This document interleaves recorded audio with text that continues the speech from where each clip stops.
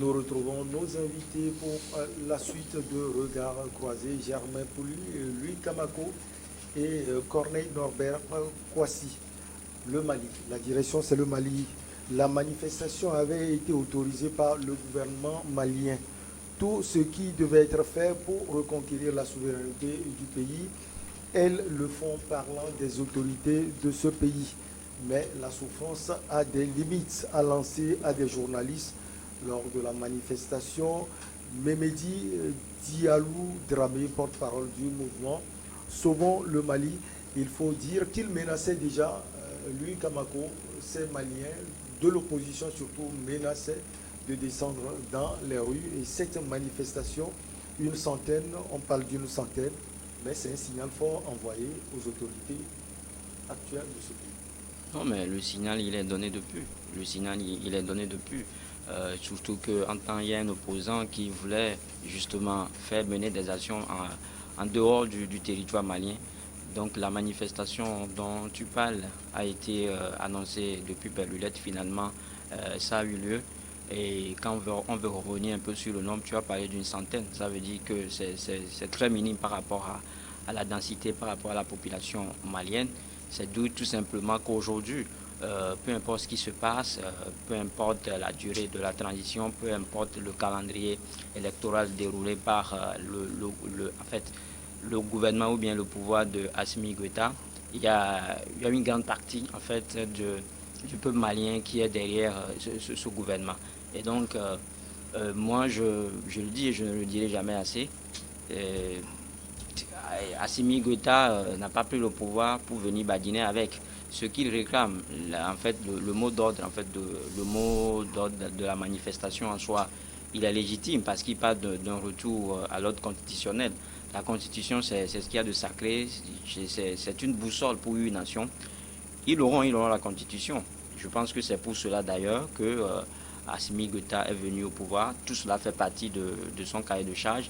La constitution, il va falloir justement qu'il donne le temps à ce gouvernement-là. Je l'ai toujours dit aussi qu'aujourd'hui... Toujours donner le temps. Donner le temps. Jusqu'à quand 2 ans après, comme ils l'ont dit. Oui, 2 ans après, 2 ans. Si 2 ans, ils ne remettent pas les choses en place, je pense qu'on peut commencer par... Je crois un peu qu'on peut commencer par les critiquer. Moi-même, je serai le premier à changer de fusil d'épaule.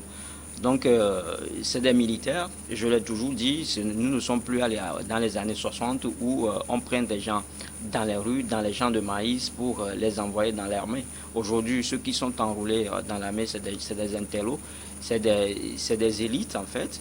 Et donc, ils n'ont pas seulement appris, on ne leur a pas seulement appris à tirer ou à abattre les gens. Ils ont également été aiguillonnés ou bien aiguisés à ce qu'on appelle la gestion publique. Donc, ils savent aujourd'hui gérer un État, ils savent aujourd'hui gérer une nation. Donc, c'est pour ça qu'aujourd'hui, vous verrez que dans la sous-région, à chaque fois qu'il ne va pas, c'est l'armée qui prend sa responsabilité, c'est l'armée qui se met au devant de la scène et essaie de redresser la barre. Donc, c'est ce qu'on est en train d'assister aujourd'hui, que ce soit au Mali ou au Burkina Faso. Donc, ce que moi je dis, et ce que je demanderai peut-être aux Maliens, c'est d'attendre encore, d'attendre un peu. Ils auront la constitution malienne. Pour Mamadi Dramé, il est temps que les autorités maliennes fassent face aux problèmes des Maliens et trouvent une solution donc avec nos pays voisins afin d'obtenir un consensus avec la CEDEAO et la levée de l'embargo. Germain Pouli, même si pour le Kamako, il ne pèse pas trop, la même question à vous, c'est un signal qui est lancé au gouvernement actuel du Mali. Il y a certains qui commencent par être là de la situation. Oui, tout à fait. Je pense d'ailleurs que c'est très difficile de manifester dans un régime militaire de transition. Et si 100 Maliens ont eu le courage de manifester, c'est peut-être la voix d'une grande majorité silencieuse. Et les organisateurs revendiquent 600 manifestants. Bon, les officiels parlent de 100, il y a une petite guerre de chiffres, mais là n'est pas le plus important. Je pense que quand 100 personnes descendent dans la rue dans un pays dirigé par l'armée, Ça veut dire qu'il y a quelque chose. C'est un acte de bravoure qu'il faut déjà saluer.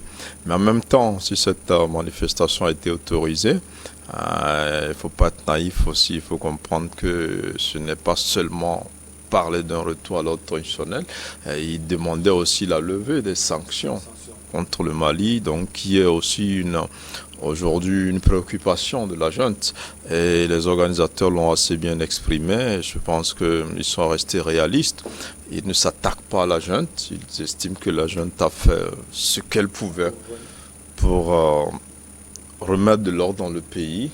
Mais aujourd'hui, avec la pression internationale, avec les sanctions, et la misère commence par frapper aux portes du Mali et qu'il faut vite trouver une solution pour régulariser la situation avec les voisins, avec tous les partenaires. Et je pense que c'est un message que les autorités militaires du Mali doivent entendre.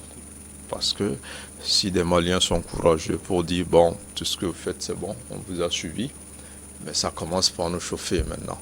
Et il faut vite penser aux Maliens.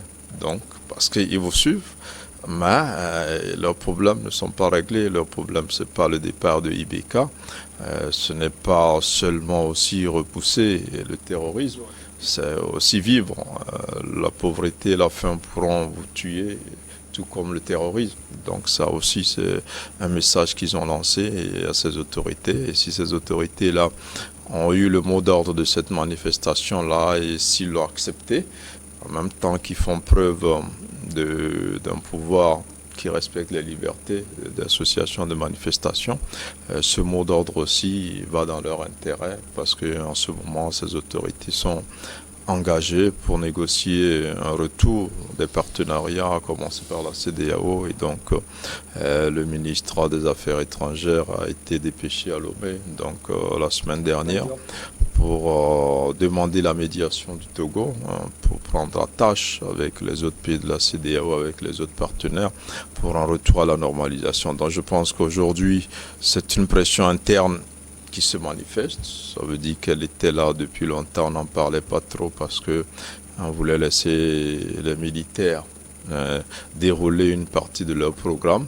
Mais ce programme ne peut être déroulé et aujourd'hui sans garantir au Mali un avenir qui va être meilleur. Il ne s'agit pas seulement de lutter contre le terrorisme, c'est vrai, c'est une priorité, mais c'est une lutte qui a besoin de tous les partenaires, pas seulement des Russes, mais en même temps, après cette lutte-là, pendant que cette lutte-là est faite, il faut que les Maliens puissent vivre, et c'est le sens donc de cette manifestation. Je pense que les autorités n'ont rien contre, parce qu'elles aussi promettent ramener le pouvoir au civil au bout de 2 ans. Elles aussi consentent aujourd'hui à ouvrir des négociations avec la CEDEAO et les autres partenaires. Et donc c'est une manifestation de mon point de vue qui est assez responsable, qui essaie de dire à chacun la vérité. Et on espère que les autorités de la transition prendront compte, et en même temps aussi c'est un signal à la communauté internationale, un plaidoyer pour dire il faut lever les sanctions. Les Maliens eux-mêmes réclament un retour à l'ordre constitutionnel. Alors on recense, si on peut le dire, des avancées au niveau de la lutte contre le terrorisme dans ce pays, le travail qui est fait par les FAMA, Norbert Corneille-Kwasi. Mais quand on entend la déclaration de ce militant de Sauvons, le Mali, qui dit la souffrance a des limites, cela veut dire oui, vous faites du bien au pays sur le plan sécuritaire, mais sur d'autres plans, il y a encore des carences. Michel, vous voyez, quand vous abordez le cas du Mali, ça fait mal au cœur parce que la libération du peuple africain se joue à Koulouba, c'est-à-dire à Bamako. Mais les Africains ne comprennent rien. Moi, j'en veux terriblement aux intellectuels africains. Parce que c'est eux qui poussent ces populations à se lever et à parler ainsi. Ça fait 70 ans qu'ils étaient dans la misère. On nous a enseigné à l'école que le Mali fait partie des pays les plus pauvres. Mais ceux qui s'élèvent aujourd'hui, qui veulent sauver du Mali. Le Mali est où et on veut sauver le Mali? Pourquoi 10 ans de cela, ces associations ne sont pas venues dans la rue pour dire qu'il faut sauver le Mali? Ça me fait mal que chaque fois que je suis sur votre plateau, je suis obligé. C'est un coup. Je suis obligé de parler de la France. Je ne veux même plus parler de la France, mais je vais parler aux Africains eux-mêmes. 70 ans dans la galère, 70 ans dans la pauvreté absolue. Il n'y a pas eu des gens qui se sont plaints. 2 ans seulement. Je dis, la transition malienne, même si elle doit durer 10 ans, il faut qu'elle dure 10 ans. Parce que quand Amadi Toumani Touré est parti, ils ont précipité une élection où la France est venue placer Ibeka. On sait ce qui s'est passé. Aucun intellectuel africain ne peut pas dire qu'il ne sait pas ce qui s'est passé. Mais pourquoi nous cachons le soleil avec la main? On ne peut pas cacher le soleil avec la main. Donc vous voulez une transition de 10 ans?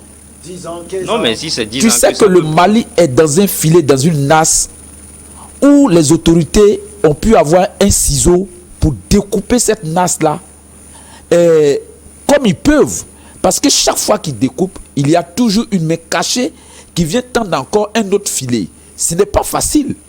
Si c'est pour une élection, les Maliens pensent que quand on va mettre le sous-préfet, que eux ils pensent là, c'est comme ça que les situations vont changer. Les situations. Ils ne parlent pas d'élection.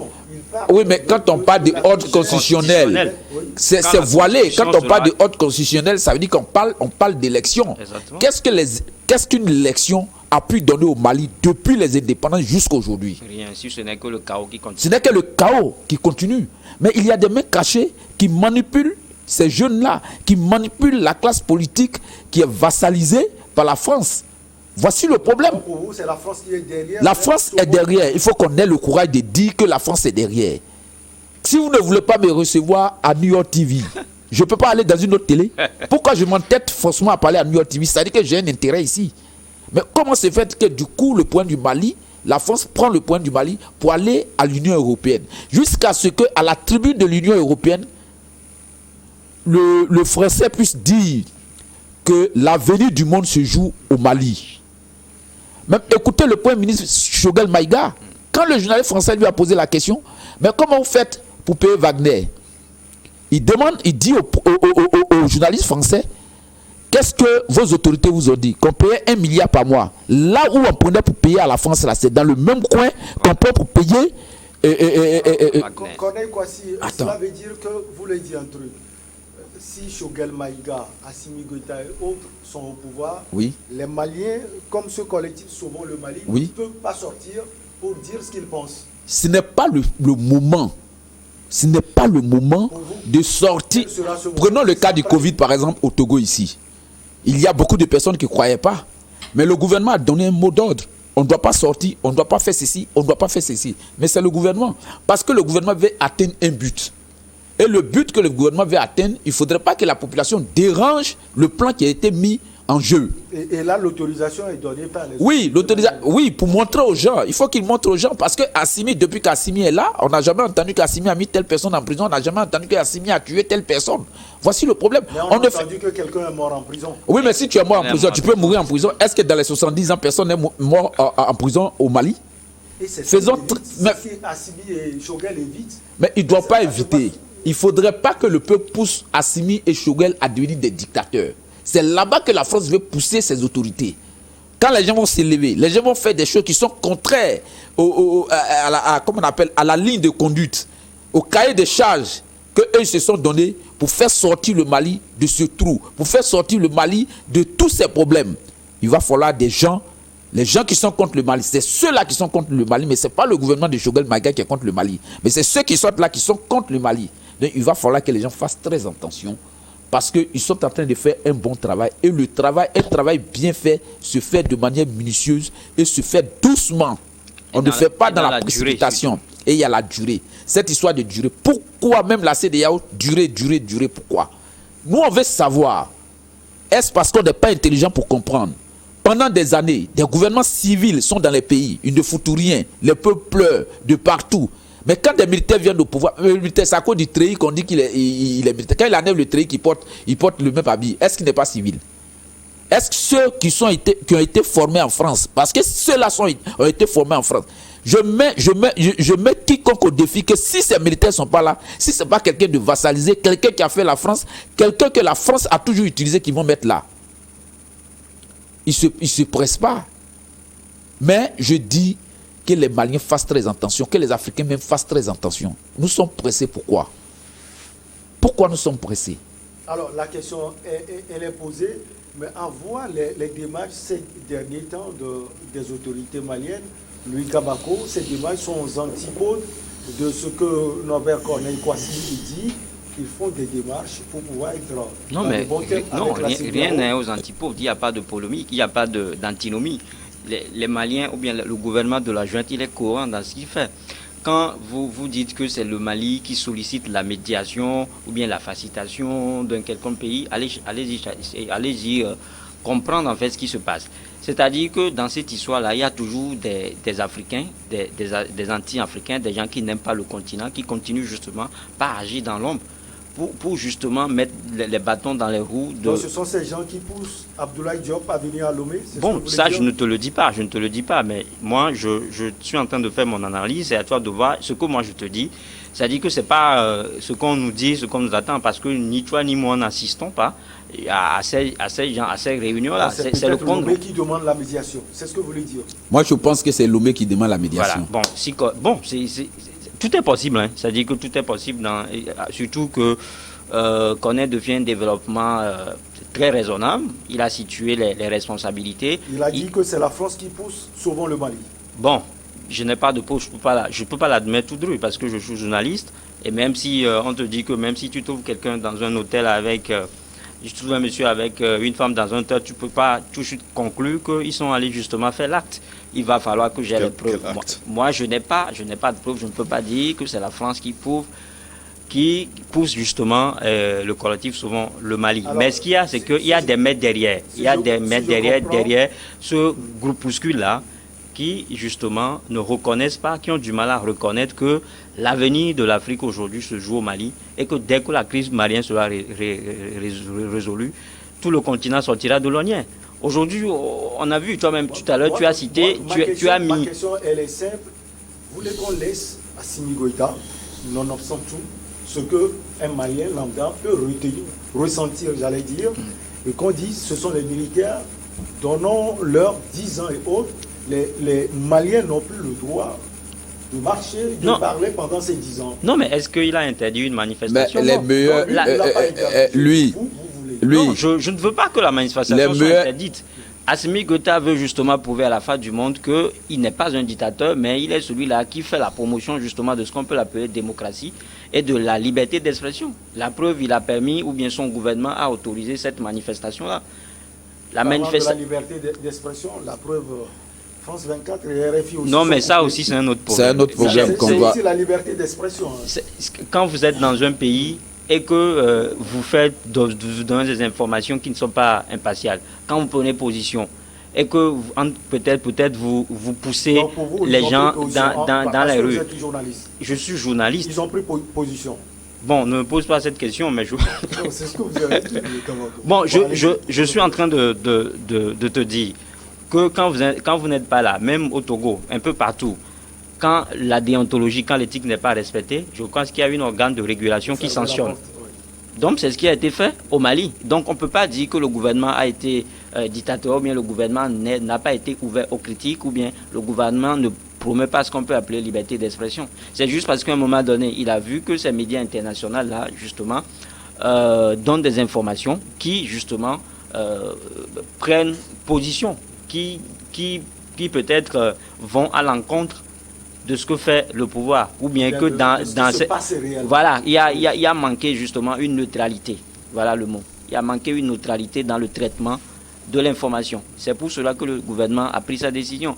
Mais dire que Assimi Goïta ne veut pas donner la liberté d'expression, ne promet pas la liberté, ne va permettre aux Maliens d'exprimer, je m'exprime totalement en faux.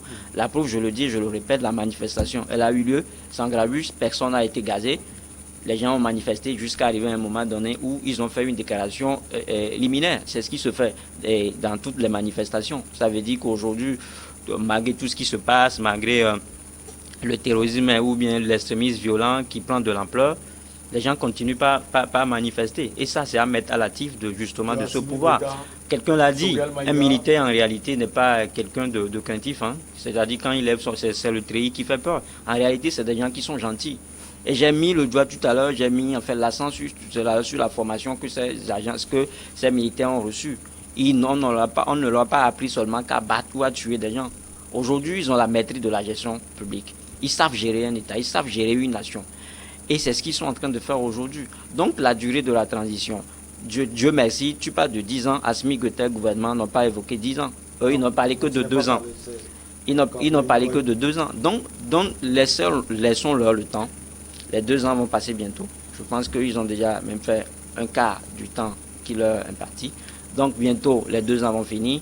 Et ce n'est qu'après ce temps-là qu'on pourra les juger. Mais pour terminer peut-être l'élection, ce n'est pas l'élection en réalité qui va résoudre le problème malien. Voilà. La solution n'est pas... N'est pas l'élection, ce n'est pas l'élection présidentielle. Il va falloir qu'on arrive en fait à trouver les vraies causes du terrorisme. Qu'est-ce qui amène des gens à attaquer le peuple malien de temps à autre? Quelqu'un parle de 70 ans. Il doit chercher cela et je pense qu'il est en train de le faire. Alors, pour lui, la France pourrait manigancer encore une fois de plus les choses contre le Mali à travers Sauvons le Mali. Je dis aurait. Non, je pense déjà que non, bon, après on voit la France partout. Mais c'est un peu grave, hein, parce que il vaut mieux régler nos problèmes en oubliant un peu les blancs, parce que le noir, son chance, c'est le blanc qui me donne le couteau pour tuer mon frère. Et depuis la colonisation, depuis l'esclavage, on ne s'assume jamais qu'on a vendu nos frères, mais on trouve que c'est parce que les blancs achetaient qu'on a vendu, donc c'est le blanc. Non. Je pense que cette manifestation, après ce que j'ai eu à dire, arrange plus la transition. Et on comprend pourquoi ils n'ont pas interdit cette manifestation. Parce que dans leurs propos, ils félicitent d'ailleurs les autorités de la transition parce qu'elles ont fait tout ce qu'elles pouvaient pour arranger les choses et les Maliens ont vu. Donc ça va on caresse dans le sens du poids. Voilà, maintenant c'est les réalités économiques et sociales qui font dire à ce groupe-là: on ne peut pas continuer comme ça à chercher une solution militaire ou sécuritaire au Mali alors qu'il y a des problèmes économiques qui sont là. Donc les problèmes économiques sont là de tout temps.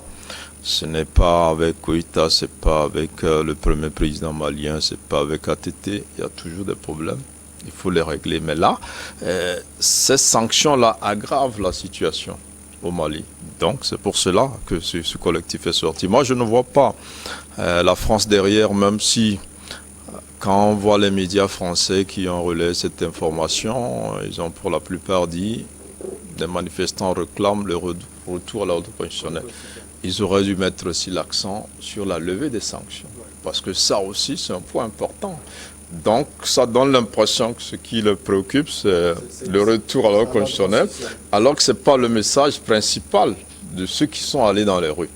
Ils sont allés pour dire lever les sanctions et aller. Donc il y a 2 messages, un pour les autorités maliennes, aller vite à une normalisation de la situation, et l'autre pour l'étranger, il faut. Et donc les autorités maliennes aujourd'hui sont exactement dans cette optique. Hein. Ce que ce groupe-là a dit, c'est ce qu'ils sont venus chercher au Togo. Et c'est ce qu'ils vont faire, parce que quand on dit 2 ans, ils n'avaient pas dit 2 ans avant, ils avaient dit 5 ans. Sous pression, voilà. Donc ça veut dire qu'ils sont conscients que la durée de la transition est trop longue. Ils sont maintenant plus conscients qu'ils ne peuvent pas régler les problèmes sécuritaires pendant cette transition, tous les problèmes. D'abord, l'effet de la Russie s'est estompé. On n'a plus vu des victoires comme on les brandissait à l'époque. Après l'intervention des Russes, il y a eu encore plusieurs attaques des forces armées maliennes. Donc ça veut dire que ce combat-là, qui n'est même pas propre au Mali aujourd'hui, nous-mêmes, Togolais, on vient d'être frappés, c'est un combat qu'on ne sait pas quand on va finir. Tous les États qui sont touchés commencent. Pas prendre le taureau par les cornes, mais ils ne savent pas quand est-ce qu'ils pourront régler définitivement le problème. Donc c'est la raison pour laquelle l'argument selon lequel il faut stabiliser pacifier le pays avant de faire une élection ne tient plus. Parce que les autorités savent qu'elles ne sont même pas sûres que si on leur donnait même 5 ans. Vous ne pensez pas que c'est cela l'idéal, compte tenu de tous les problèmes que ce pays a? Non, ce n'est pas l'idéal parce que il vaut mieux, ce n'est pas Goïta qui peut pacifier le pays, c'est l'armée. Même s'il n'est pas président, en tant que militaire, il peut faire ce travail. Donc ça n'a rien à voir avec le pouvoir. Il peut être chef d'état-major, coordonner les opérations et régler le djihadisme. Maintenant, il peut mettre un de ses proches, président, civil. En fait, ce dont on parle, c'est le retour à l'ordre constitutionnel. C'est quoi le retour à l'ordre constitutionnel? C'est les civils au pouvoir. Si demain, la charte de la transition n'interdit pas à un certain Choguel Maïga d'être candidat, et il est candidat et il gagne. Mais c'est la même philosophie qui va être lancée. S'ils sont contre les Français, ils vont continuer dedans, mais avec un président comme en Centrafrique, qui est élu et qui fait les choses. Mais sauf que l'option sécuritaire aujourd'hui coûte cher. On voit la catastrophe déjà en Centrafrique. Aujourd'hui, le pays ne s'en sort plus parce que ça coûte cher de payer ces gens-là, ces privés-là qui viennent vous aider. Et donc, vous verrez qu'aujourd'hui, le Mali... Peut-être à la communauté internationale, parce que on dit que Wagner là-bas, on a coupé presque tous les ponts. Oui, bon, en fait, même la CEDEAO avait déjà condamné cela. On ne peut pas confier la sécurité d'un État à un groupe privé. C'est le rôle de l'armée. Les instructeurs peuvent venir vous aider un peu, s'ils doivent vous apprendre des stratégies de lutte, oui, mais ils ne peuvent pas assurer la sécurité à votre place. Maintenant, si vous chassez les Français, ce qui est normal parce qu'ils n'ont pas fourni un grand résultat depuis tout ce temps qu'ils sont là, et les Russes viennent et font le même nombre d'années sans le résultat, vous allez faire quoi au bout de 10 ans? On dira que Goïta a perdu du temps aux Maliens. Mais je pense qu'il a lancé quand même un mouvement qui est important. On se dit, bon, voilà un pays africain qui se lève contre la France. C'est vrai, mais en même temps, le retour à l'ordre constitutionnel est une valeur démocratique largement partagée. Aujourd'hui, on se dit, bon, en Afrique, on choisit de venir au pouvoir par le coup d'État. Et on oublie les élections et on accepte le principe que chaque fois qu'il y a problème, un militaire peut venir mettre de l'ordre. Mais on ne peut pas. Je crois que la valeur la plus partagée, c'est la démocratie, que les gens choisissent leurs dirigeants à travers une élection. Maintenant, moi, je ne dis pas que le régime de Goïta doit être balayé après l'élection, mais il peut bien positionner un civil qui va être dans la même logique et continuer le travail. Moi, je pense que c'est de cela. Ce que la CEDEAO réclame, c'est qu'il faut qu'il y ait un civil. On ne dit pas forcément un opposant, forcément un homme de la France, des États-Unis, un homme de la CEDEAO. Non, un Malien qui n'est pas militaire soit au pouvoir. C'est assez simple. Moi, c'est ce qu'on peut deviner, mais derrière... Non, je pense aussi qu'on donne parfois trop de pouvoir à l'Occident. Tous les présidents en Afrique, on pense que c'est les puissances étrangères qui les installent. On pourrait dire que Goïta, c'est la Russie qui l'a installé, ce qui n'est pas le cas. Je ne pense pas que c'est la Russie qui l'a installé après ce coup d'État. Ce n'est pas la Russie qui a fait le coup d'État. C'est des Maliens qui sont sortis dans la rue, réclamaient le départ de Ibeka et l'armée a pris le pouvoir. Donc, à chaque fois qu'on pense qu'il y a un président est forcément la marionnette des puissances étrangères, je crois qu'on fausse le débat. Mais la réalité, elle est là. C'est que nous sommes des pays pauvres et nous avons besoin des pays riches, de cette communauté internationale là, et surtout de cette communauté financière qui ne met pas de l'argent là où il n'y a pas la démocratie. En fait, c'est de ça qu'il s'agit. Quand les gens sanctionnent, c'est pour dire mais ce n'est pas un pouvoir légitime issu des urnes, donc il n'est pas légitime pour gérer et donc toutes ces sanctions viennent. Maintenant, le problème avec la France, c'est un autre débat qu'on ne doit pas mettre avec celui que le Mali a avec la CEDEAO, parce que la Guinée n'a pas un problème avec la France, mais la Guinée a le même problème avec la CEDEAO. Le Burkina n'a pas un problème avec la France, mais le Burkina a le même problème avec la CEDEAO. Donc il ne faut pas faire cette confusion. CEDEAO, France, Mali, comme non. Mais la posture des autorités maliennes aujourd'hui est une revendication qui fait plaisir à l'Afrique, parce qu'on se dit, voilà des Africains qui tiennent tête à la France. Mais celui qui succède à Goïta peut bien tenir tête aussi à la France. Il faut qu'il arrive par les urnes et je pense que c'est aujourd'hui le débat. Allez, on marque la pause pour le journal et on retrouve nos chers invités pour la suite de Regard Croisé.